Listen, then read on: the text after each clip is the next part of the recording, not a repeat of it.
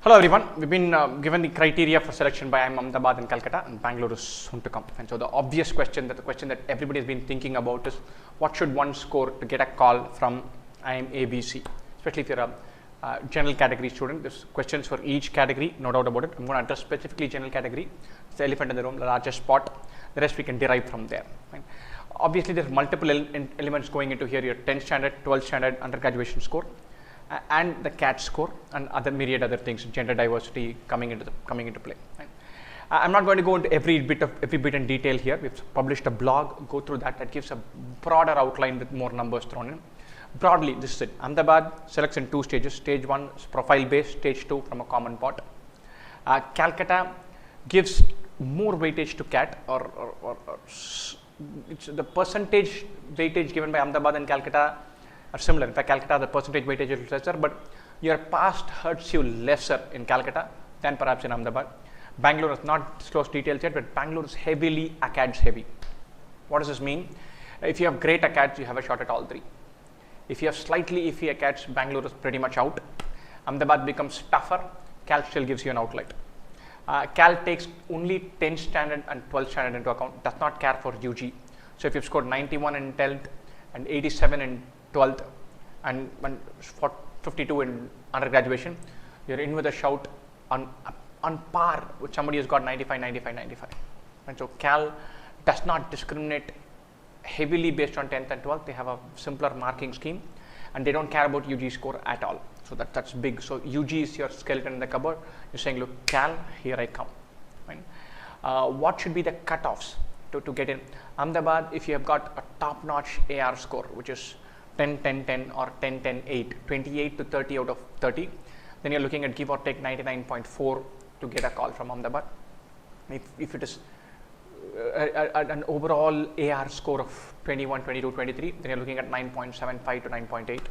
If your AR score is anywhere in the range of 16, 17, 18, you're looking at 99.95 plus. Right? For Bangalore, if your academics are decent, 99.5, 99.54, 53 should get your call. If you've been a topper in anything in 10th, 12th, or something in chartered accountancy, etc., then you can expect a call automatically. If you've been absolute topper, 99.98, 99 plus in CAT, then any which way you can expect a call. Otherwise, if your ACADS are iffy, you're pretty much out. The ACADS weightage for Bangalore is very heavy. Cal, because it is more CAT heavy, you'll need a high percentile any which way. And sometimes it looks slightly counterintuitive. So even if you have stellar academics, if you don't have 99.63, 62, you're unlikely to get a call from Calcutta. So keep that in mind. So any which way, you'll need 99.6, 62, 63. If your 10th or 12th is slightly off, then you're looking at 99.75, 99.8. If both are off, you get 99.9 plus. UG score does not matter. Now, having said all of this, we made a big hoopla about Ahmedabad, Bangalore, Calcutta, what will be the cutoffs and all of that. All of this matters not even a little bit as far as CAT prep goes. Right? So don't agonize over the details that are irrelevant. Get it out of the system, go through it, have some fun, think about all kinds of permutations and combinations, and then say, look, I'm done. Now I'm going to really prepare for the exam. Couple of things here. I'm going to be brutally honest here. About 90% of the people who calculate all their percentiles have no business doing it. If you don't get 99.4 in the first place, none of the three will touch you with a barge pole. Right? If 99.4 cannot be achieved because you're doing nonsense with percentiles and criteria, then that is a serious wrong thing that you've done. Right? So don't fret about all this. Your candidacy, you have a reason to think about this whole scheme only if you're in the top 0.6 or 0.5% of applicants. That takes some serious doing. Focus on that. If you're not there, then none of this matters. Any which way, none of this matters. Imagine you have a stellar academic record. What are you going to tell yourself? Look, I have great academic record. I'm not going to attempt for the last 5 minutes in each section just to even the field. Not a chance. You'll go there saying, I'll nail this exam and walk to Ahmedabad or Bangalore. Right? If you have a poor academic record, what are you going to say? You're going to say, look, I have a poor academic record. I need 101 percentile. I can't do that anyway. So why am I writing this exam? Right? That's absurd. Here is a chance to establish and say, look, I might have an up and down record, but I can still compete. I can still get 99.75. I can force myself onto the table and then have a conversation during the interview. Right? So don't get into this defeatist funk and blame everything and the system and the man is against you and all that. None of that.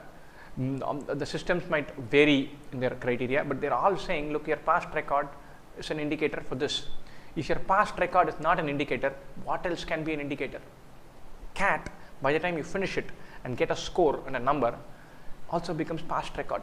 They have to judge you based on something. Why is there a mental block saying CAT should be the most important thing that they should look for? They don't need to. They'll look at everything.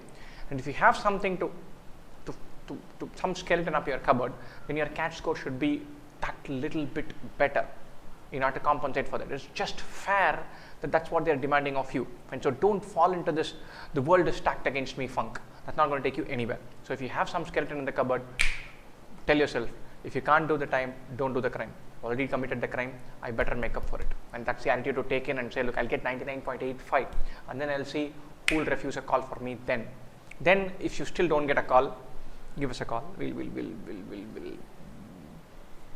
feel bad for you along with you, but not unless you get 99.85. If you get 99.3 and feel that Ahmedabad cheated you, Ahmedabad has not cheated you, only you have cheated yourself.